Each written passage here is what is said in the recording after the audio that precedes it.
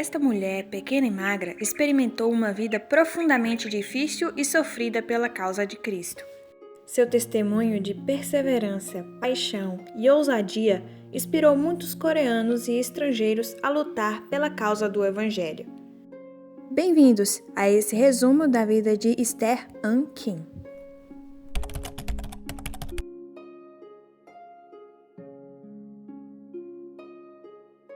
An Ae-sok nasceu na Coreia em 24 de junho de 1908. 2 anos depois, o Japão invadiu a Península Coreana e anexou o território ao seu império pelos próximos 35 anos. Naquela época, a Coreia era um único país e não estava dividida como hoje, entre Coreia do Norte e Coreia do Sul.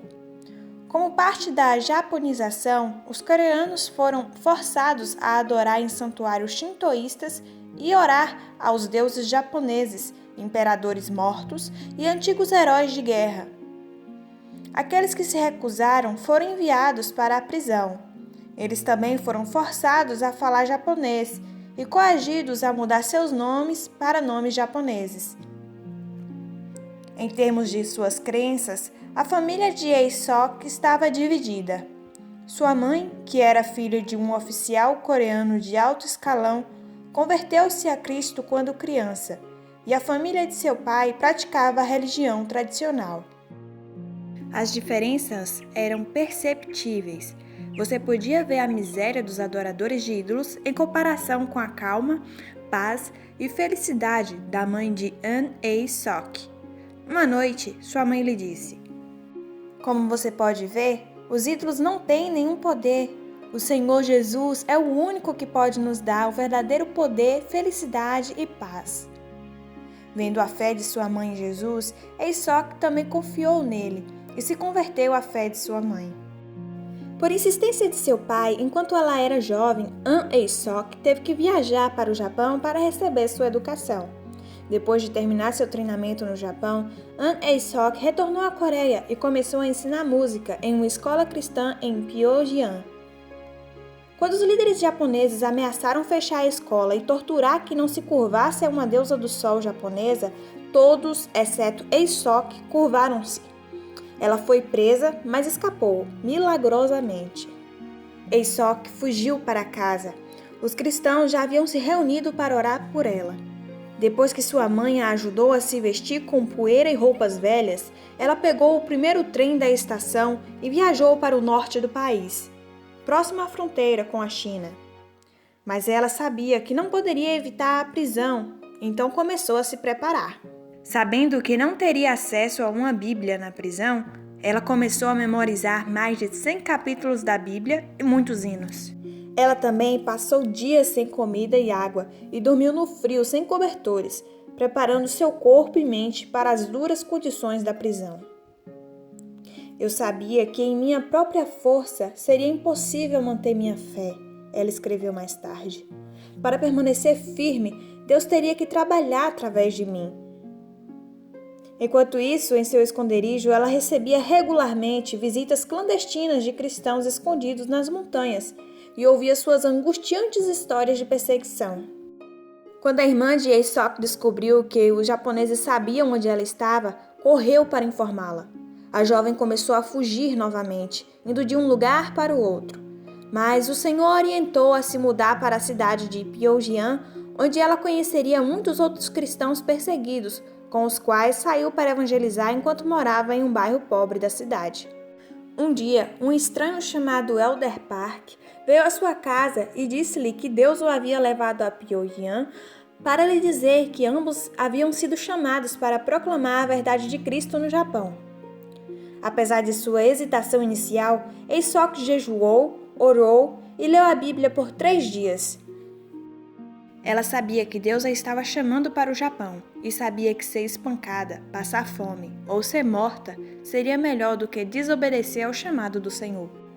Depois de viajar para o Japão, eles puderam conversar com várias pessoas importantes. Eles oraram para que essas pessoas pudessem influenciar as autoridades e mudar as condições na Coreia. Mas Ae-sok e Elder Park estavam determinados a desafiar os japoneses com o Evangelho. Então, eles pediram publicamente ao governo japonês que se arrependessem, se retirassem da Coreia e examinassem qual era a verdadeira fé, se era o shintoísmo ou o cristianismo. Eles foram imediatamente presos e enviados para a Coreia como prisioneiros. De 1939 a 1945, Ae-sok foi mantida em uma prisão japonesa em Pyongyang. Ela e seus companheiros de prisão sofriam de fome constante, enfrentavam frio extremo e eram frequentemente tratados com dureza e ódio pelos guardas. No entanto, o Senhor também trouxe carcereiros que amavam Ae-sok e se tornaram cristãos. Durante esse tempo, ela pregou para outros presos e muitos vieram a conhecer o Senhor. Enquanto estava na prisão, embora seu corpo ficasse fraco com o sofrimento, ela brilhava com amor sobrenatural por seus perseguidores e seus companheiros de prisão. Mesmo em meio à tortura, ela se recusou a negar o nome de Cristo. Seu incrível exemplo de suportar dificuldades como bom soldado de Cristo trouxe muitas pessoas para o reino que, de outra forma, não teriam a oportunidade de ouvir o Evangelho. Em uma ocasião, enquanto An Ae-sok tremia em sua cela e se aconchegava com seus companheiros de prisão para se aquecer, ela ouviu gemidos de uma cela próxima. Eles vieram de uma chinesa de 20 anos que assassinou brutalmente o marido. Dizia-se que a mulher era louca. Ela estava vestindo roupas que estavam sempre sujas e suas mãos estavam amarradas atrás das costas porque ela se recusava a parar de bater na porta. Ae-sok orou para que a mulher fosse transferida para sua cela, para que ela pudesse falar sobre Cristo. Finalmente, a prisioneira foi levada para a cela de Ae-sok, onde ela instantaneamente tentou morder seus companheiros de cela. A mulher atacou Ae-sok e elas caíram no chão, lutando até que a mulher finalmente caiu no chão de exaustão e adormeceu. Por 3 dias, seus pés frios procuraram o peito de Ae-sok em busca de calor. Ae-sok dividiu sua comida, penteou o cabelo emaranhado da mulher e cuidou dela. Ela contou a ela sobre o amor de Jesus e sua oferta de perdão. Com o tempo, os carcereiros notaram uma mudança na jovem. Quando os carrascos vieram para buscá-la, não precisava usar algemas. Tendo recebido a paz de Cristo, ela caminhou para a morte na fé. A mulher morreu em sã consciência, tendo encontrado Jesus Cristo. Em 15 de agosto de 1945, o Japão se rendeu às forças aliadas, deixou a Coreia e os prisioneiros foram libertos. No entanto, assim que os japoneses partiram, os soviéticos chegaram. Temendo o domínio soviético, muitas pessoas preferiram abandonar suas propriedades e fugir para o sul. Os soviéticos capturaram Ae-sok.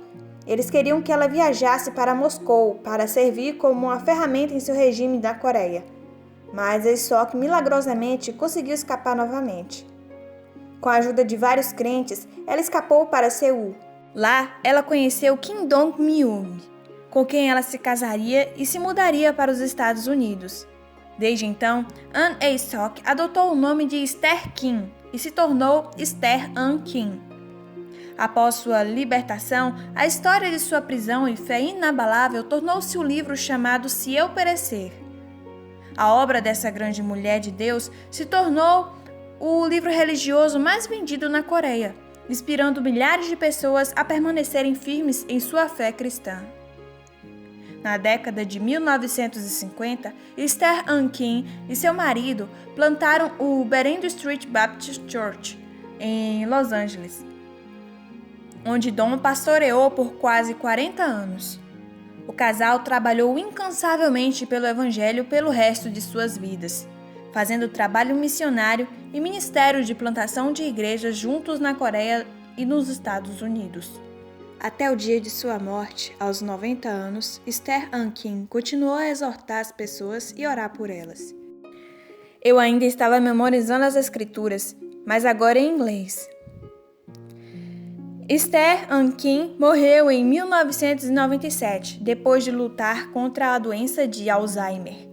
Ao longo de seu ministério, Esther An Kim garantiu que os outros conhecessem a fonte de sua fidelidade e perseverança, escrevendo em seu livro: Eu sabia que seria impossível para mim manter minha fé em meu próprio poder.